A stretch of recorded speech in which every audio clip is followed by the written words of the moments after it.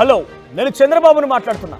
మీకు ఈ రకంగా సైబర్ నేరగాల నుంచి ఫోన్ రావచ్చు, అవసరమైతే పిఎం పేరు చెప్పు కూడా ఫోన్ రావచ్చు. ఇప్పుడు సైబర్ నేరగాల స్థాయి ఎలా పెరిగిపోయిందనంటే అవసరమైతే సీఎంని పిఎంనే కాదు, అమెరికా అధ్యక్షుడు డొనాల్డ్ ట్రంప్ పేరుతో కూడా మీకు ఫోన్ చేసి సైబర్ నేరగాలకు పాల్పడవచ్చు.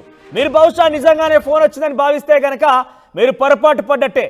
మరొకసారి చెప్తున్నాను, హలో నేను చంద్రబాబును మాట్లాడుతున్నా అనే రకంగా మీకు ఫోన్ వచ్చి నిజంగా ఆయన వాయిస్ లాగానే మీకు ఫోన్ చేసి మీ దగ్గర నుంచి డబ్బులు లాగే ప్రయత్నం కూడా చేయొచ్చు. ఇప్పుడు అటువంటిదే జరిగింది. సీఎంను కూడా సైబర్ నేరగాళ్లు వదలలేదు. చంద్రబాబు పేరుతో సైబర్ మోసాలకు పాల్పడుతున్నారు. సీఎం పేరుతో పలువురికి వాట్సాప్ మెసేజ్లు డబ్బులు పంపాలంటూ కూడా బెదిరిస్తున్నారు. పోలీసులకు ఫిర్యాదు చేశారు చంద్రబాబు పిఏ శ్రీనివాస్. ఇక నిందితుడిని బుడుమూరు రాజుగా గుర్తించారు పోలీసులు. ఆయన పైన కేసు కూడా నమోదైంది. ఇక నాగరాజు పైన హైదరాబాద్, ముంబైలోని కేసులు కూడా ఉన్నాయి. ప్రముఖుల పేర్లతో పలువురిని మోసాలు చేస్తూ ఉంటాడు నాగరాజ్. ఇక్కడ చూడండి ఆర్టీవీ స్క్రీన్ పైన ఆయన పేరు నాగరాజ్. చంద్రబాబు పేరు చెప్పి వాట్సాప్ లో మెసేజ్లు చేస్తూ నేరాలకు పాల్పడుతున్నారు ఆయన. ఏకంగా చంద్రబాబు ఏపీ ముఖ్యమంత్రి పేరే వాడి మోసాలు చేస్తున్నాడంటే ఎంతటి కేటుగాడు ఆలోచించండి.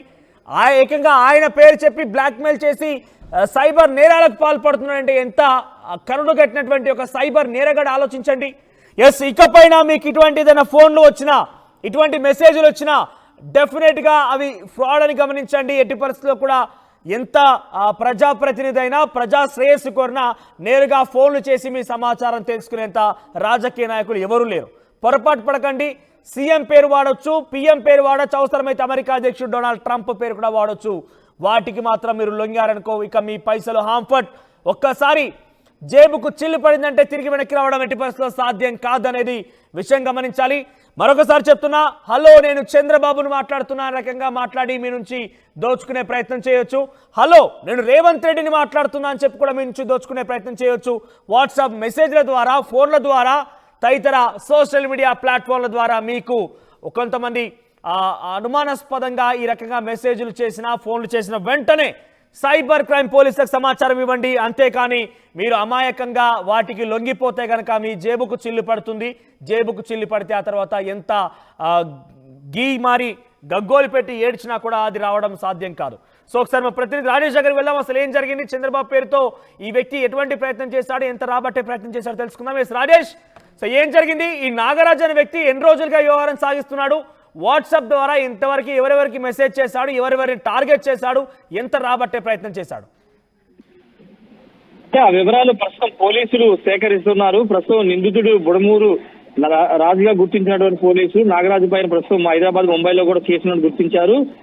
అయితే ఆయన చంద్రబాబు పేరు చెప్పి ఎంతమందికి డబ్బులు వసూలు చేశారు, ఎన్ని సంవత్సరాల నుంచి దందా చేస్తున్నారు దానిపైన పోలీసులు పూర్తి స్థాయిలో ఆధారాలన్నీ కూడా సేకరించే పనిలో ఉన్నారని చెప్పాలి. నిజంగా అంటే ఒక సామాన్యుడు స్థాయిని దాటిపోయి ఇప్పుడు ఏకంగా ముఖ్యమంత్రి స్థాయిలో కూడా సైబర్ నేరగాలు వెళ్ళిపోయి వాళ్ళ పేరు చెప్పుకుని డబ్బులు వసూలు చేస్తున్నటువంటి పరిస్థితి నెలకొంది.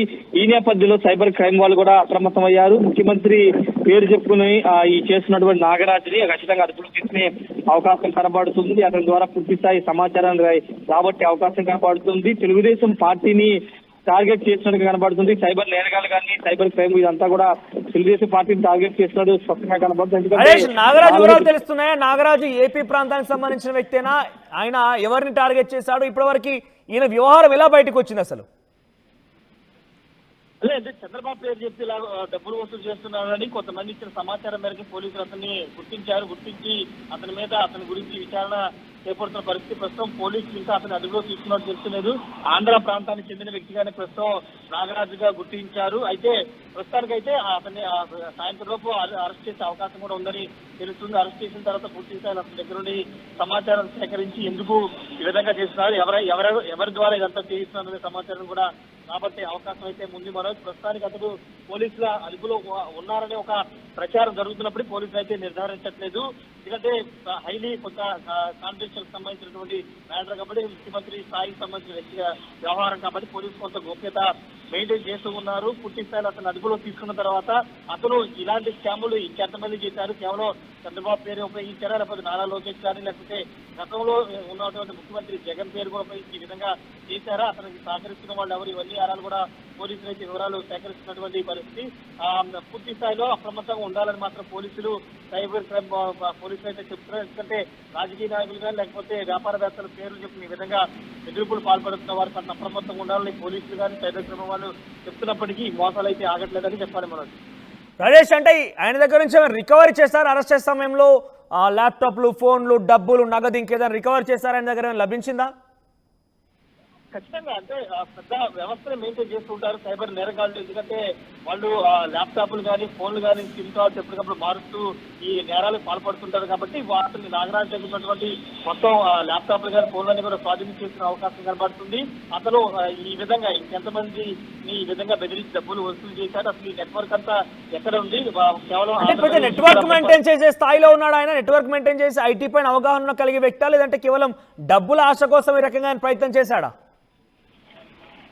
డబ్బులు ఒక కోణం అయితే కనుక నెట్వర్క్ ఖచ్చితంగా ఉంటుంది. ఎందుకంటే ముఖ్యమంత్రి పేరు చెప్పుకునే, చంద్రబాబు పేరు చెప్పుకునే స్థాయిలో అతను దందాలు పాల్పడుతున్నాడంటే ఖచ్చితంగా పెద్ద వ్యవస్థని మెయింటైన్ చేస్తున్నాడు అనేది పోలీసులు అయితే అనుమానిస్తున్నారు.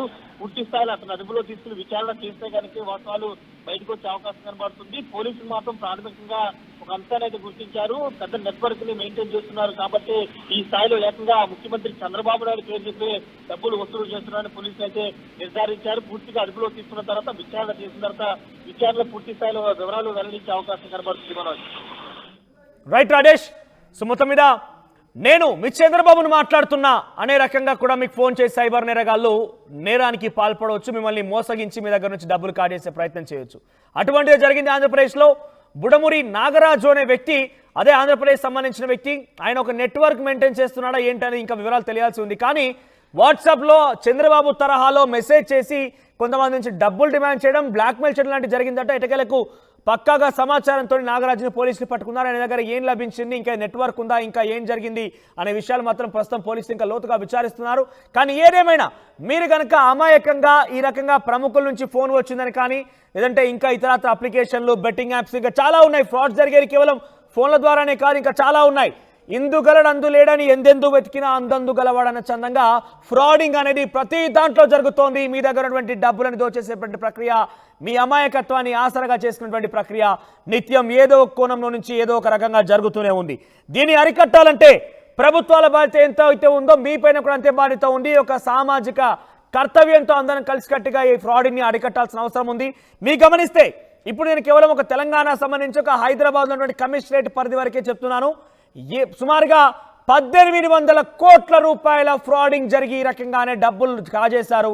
కేవలం 170 కోట్లు మాత్రమే రికవర్ అయ్యాయి. అంటే ఎంత పెద్ద ఎత్తున డబ్బులు కాజేస్తున్నా అర్థం చేసుకోండి. సో ఇక మీరు అవకాశం ఇవ్వకూడదు అనుకుంటే అమాయకంగా ఉండకండి. ఈ రకంగా ఫ్రాడ్యులెంట్ ఫోన్స్ని నమ్మకండి, ఫేక్ కాల్స్ నమ్మకండి. మీకు ఎవరు కూడా ఇటువంటి ప్రముఖులు ఫోన్ చేయడం లాంటివి కానివ్వండి, ఓటీపీ అడిగినా ఇంకేదైనా జరిగినా కూడా మీకు అనుమానం వస్తే వెంటనే, అది ఏదైనా క్రెడిట్ కార్డు ఇస్తామని కాల్ చేసినా, మీకైనా గిఫ్ట్ వచ్చిందని చెప్పినా, ఏది చెప్పినా కూడా ఏది నమ్మాల్సిన అవసరం లేదు.